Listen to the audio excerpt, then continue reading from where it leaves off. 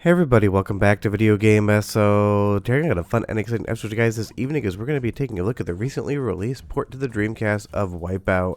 This is basically a port from the original source code that leaked back in 2022, and it's completely remade for Dreamcast from the ground up, basically like it came out back in the day. And honestly, getting ports like this is just a metric ton of fun. Any new Dreamcast game is always going to make me happy, even if Wipeout's one of those games. Doesn't matter how many times I try to play it, I kind of suck at it.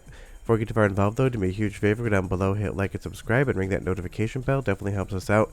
If you feel so inclined and want to support the channel, I got a Patreon link down below as well. And I apologize in advance, my voice is a little bit off today.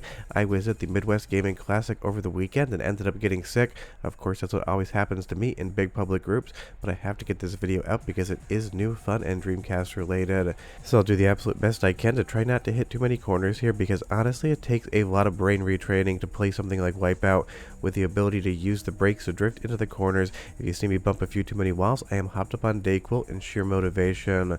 But J.N. Martin brought this entire thing over from that source code leak, and that is absolutely fun. Basically how that works is the source code for the original Wipeout showed up online in 2022, and with that source code you can take a look at it and rework it and recompile it to new target hardware, because when you play a video game you're playing the compiled code, and while you can decompile it, it does take a lot of work.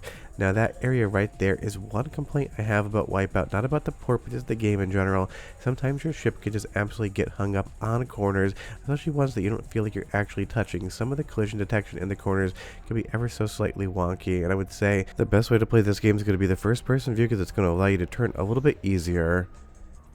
Now, as far as the options are concerned, you're going to get a full video options menu. You can do different scales, you can do different frame rates, you can do different draw distances and fades, even texture filtering. You have a lot of new features here that you're not going to have in pretty much any other port of the game, and it is fun to see this again on Dreamcast, because you're going to be getting in the 200, sometimes even 300 frames per second area when it comes to the actual refresh rate, and that is just insane. It makes you wonder why this game didn't come out on Dreamcast back in the day, because there's a ton of people out there that love Wipeout, and I would say some of the most recent releases, even though they're old, like the Vita version of the game, I had a ton of fun with, but this would have been great on Dreamcast.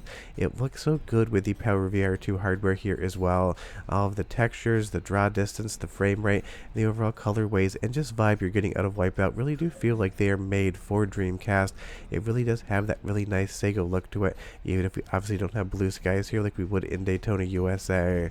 But I love ports like this, and I love new developments on Dreamcast, because the hardware still has a lot of untapped potential, and people are out there working on it and recognizing exactly what it can do in 2025 and beyond. It's one of those things, the Dreamcast just didn't have a long enough life cycle when it was actually on sale on store shelves. Sega basically abandoned it because they ran out of cash, so we really missed the back half of the Dreamcast life cycle and all of the fun games we could have gotten had the Dreamcast lived into 2002, 2003, and beyond, because obviously we still get Dreamcast games, but the fact that it was basically abandoned in late 2001 really makes you think that there's a lot of life left in the system, and had Sega and pretty much every other developer still supported the system, maybe even into 2005, 2006 against the PlayStation 2, I think you'd have seen some absolutely insane games on Dreamcast, and unfortunately that's just not what happened. So it doesn't have the biggest library, and it's ports like this that are going to basically expand the Dreamcast's own collection of games and give you more to play. And the best part is you can play this via emulation like I'm playing it today.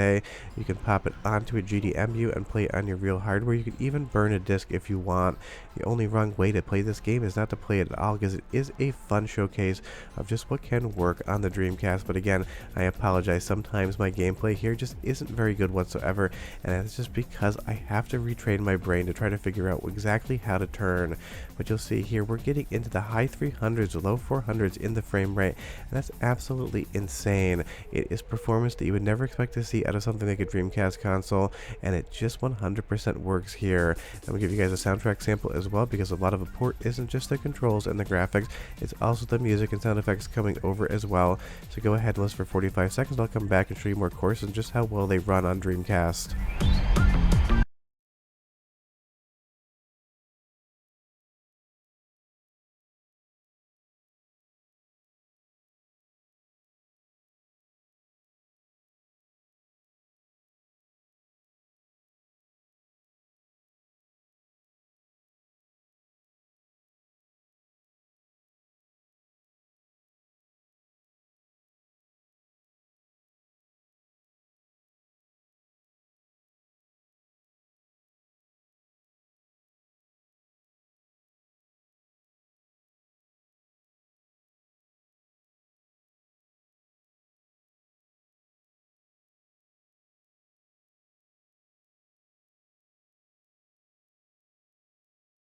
I mean, from start to finish, that just sounds like the Wipeout that I remember from back in the day.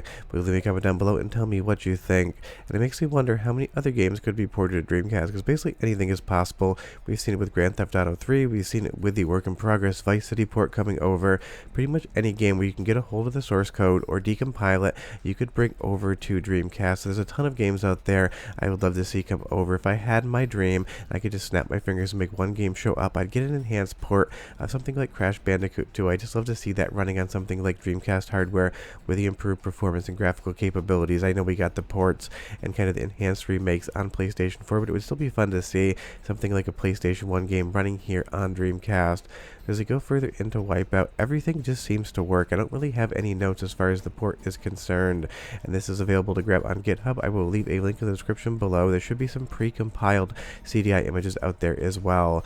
The one thing, again, that I just can never figure out with this game is the perfect racing line. So leave me a comment down below and you tell me, what am I doing wrong here? Because I can't be incredible at every single game. Some of this footage is mine, some of it's the moderator to my Discord, the Cool Pop, and we basically had the exact same problems, just that you bump into the walls a ton of times.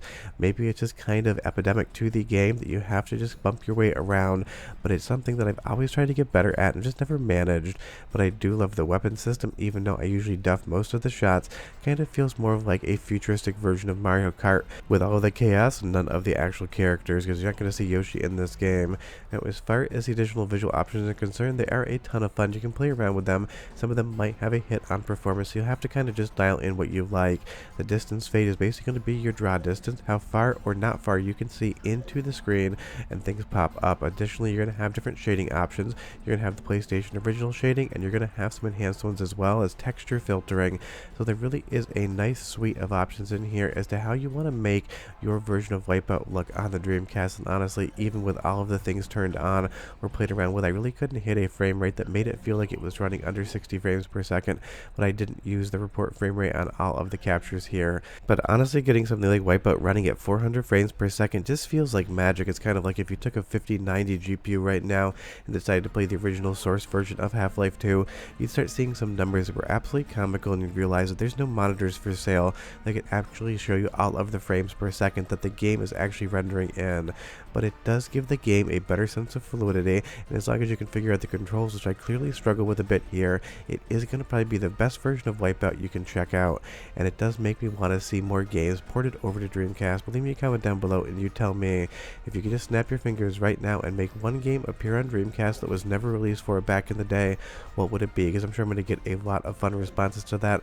I always love hearing what you guys are interested in. One more soundtrack sample, because this game has a great soundtrack, especially if you like techno. 35 seconds or so, and I'll come back and show you the last chorus in the game that we haven't talked about yet. But enjoy this music because it is straight up good, especially ported to Dreamcast.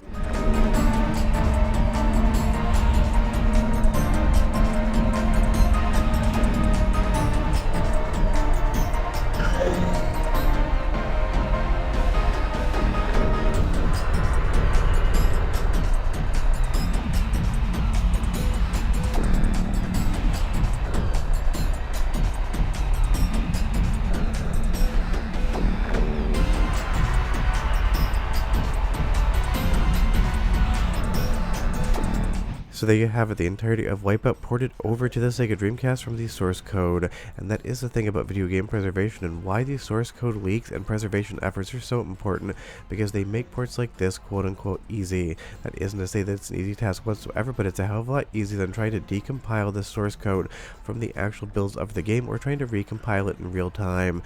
Having the source code is basically having the keys to the kingdom, allowing people to just bring games like this over to Dreamcast, and I hope we see some more soon. Think about something like Doom 64 on Dreamcast, absolutely amazing in 2024, and I hope to see more stuff like this in 2025, because the Dreamcast has a lot more life and horsepower in its silicon than we realize, and every single effort like this gets us one step closer to the next game we're going to be playing on Dreamcast. But short of that, I bumped one more wall. I kind of suck at Wipeout, but what are you going to do?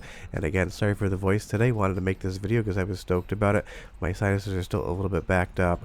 But short of that, links in the description below, and I'll see you guys next time. Bye-bye.